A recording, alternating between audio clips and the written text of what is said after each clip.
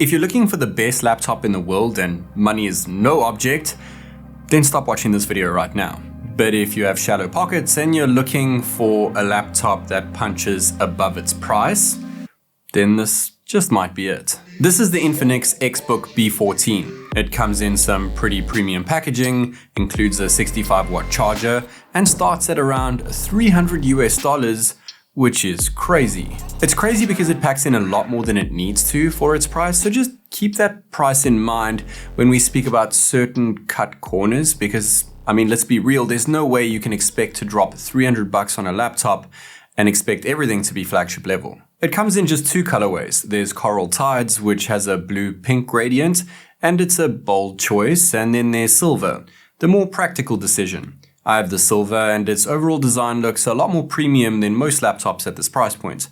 It has a unibody design made up of aluminum and plastic, of course, and the lid is aerospace grade aluminum. It feels really solid and is surprisingly light at just 1.18 kilograms, and while it's not the thinnest laptop I've seen, it makes up for it with an insane amount of ports. On the left, there's an HDMI port, which got me 4K 120Hz output, by the way, a USB-A 3.2 port, a Type-C port, which supports DisplayPort 1.2. So that means 1080p 60 FPS output, but it also doubles up as a data port and is the only charging port, which is pretty much all you'll actually be using it for, so it really doesn't matter anyway. You're just going to be using the HDMI. And by the way, it can charge at 65 watts, which means you'll reach 50% in about 30 minutes, which is great. And that's pretty impressive considering it has a 55 watt-hour battery, which lasts around 10 hours. There's another Type-C port next to that, which is only for data. And on the other side, there are two more USB-A ports and a headphone jack. That's more ports than most laptop docking stations. At the back, there's some vents, the two near the front are for the dual speakers, and the physical fan sits under one of the larger vents. That fan is part of their Ice Storm 4.0 cooling system, which intelligently adjusts based on the current workload.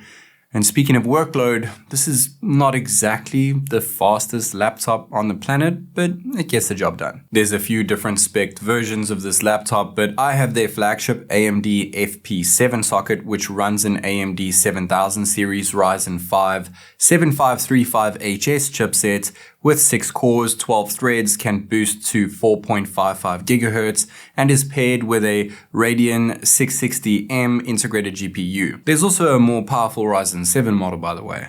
The FP7 version, which I have, also comes with up to 16 gigs of LPDDR5 RAM and 1 TB of M.2 storage.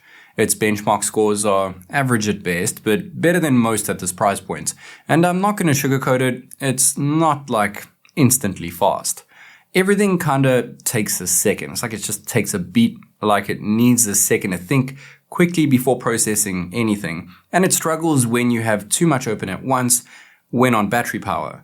Honestly, I would only recommend heavy use when it's plugged into power, even with performance mode enabled. It's really hard for me to judge though, because I'm coming from a machine that costs 10 times the price. But to be honest, this is not exactly 10 times worse and feels a lot better than most laptops I've played around with at the same price point. Speaking about playing around, I did run some in-game benchmarks in Call of Duty Black Ops 7, Forza Horizon 5 and the Crew Motorfest. And they were all identical. Medium graphics and native resolution had things pretty unstable, but lower graphics and lower render resolution doubled frame rates and made AAA titles actually playable. Of course, the Ryzen 7 version would perform better here, but that's $100 more. And you gotta remember, this is not a gaming laptop at all. Like, it's not targeted toward gamers. So being able to play AAA games on low settings, even at all, is a bonus on this laptop already. And I'm pretty sure you'll be able to crank the settings up on less demanding games. Just remember that this laptop is mainly targeted towards students on a budget. And for students, this is more than powerful enough for productive tasks. And honestly, this keyboard is top class and is properly backlit for those late night study sessions or dark lecture halls. But one complaint I do have is the trackpad. It's smooth enough and gesture scrolling is responsive, but I can't stand the feeling of the click in the two lower corners. And it's frustrating that you can only click in those two corners. I mean, it's not the worst, and maybe I am nitpicking a bit here because pretty much all laptops at this price point have the same feeling trackpad anyway, but Once you do have a more expensive laptop that is clickable anywhere on the trackpad, it's really hard to go back. But honestly, once you have a mouse in hand, all is forgiven because this display looks stunning. Bezels are very thin on the sides, the webcam bulge looks like it's there for a reason, but unfortunately it's limited to HD, so it's 720p resolution. It's also capped at 30 frames per second. You can take photos with it.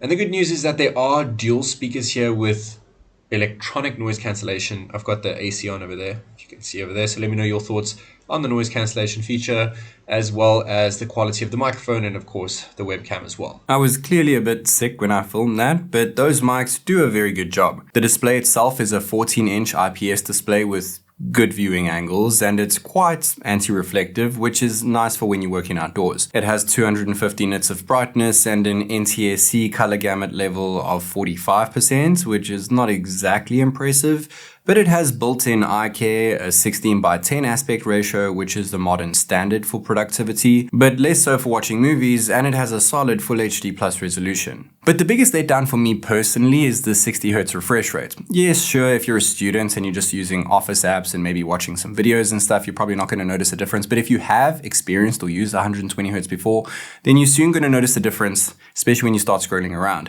But to be honest with you, at $300, you can't really expect this laptop to have anything higher than 60 Hz anyway. The good news is that when you're hooked up to power, you can actually get away with some light 4K video editing within Premiere Pro. Scrubbing through the timeline isn't terrible, and it could be even smoother with proxies.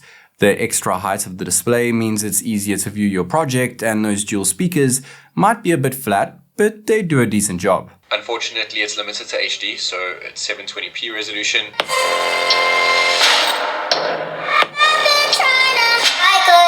Alright, so last few things to mention here. It comes standard with Windows 11 Home, and Windows is Windows, so there's really not much to touch on here. That power button in the top corner is not a fingerprint sensor, and the camera is not compatible with Windows Hello, as it lacks infrared cameras, which are typically only found in more expensive laptops anyway, so we'll have to forgive it there. There is a dedicated Copilot button though, which is the new standard and is a nice touch. Infinix PC Connect, which lets you connect to your Infinix phone if you have one, and AMD software to keep your drivers in check and your laptop optimized. If money was no object, would I recommend one? Nope, probably not. But for this price, you'd be hard pressed to find anything better. It does more than it needs to for its asking price, and it looks really good too. But good luck actually finding one, because they're really hard to come by. As always, this is TechNick, and I'll catch you in the next one.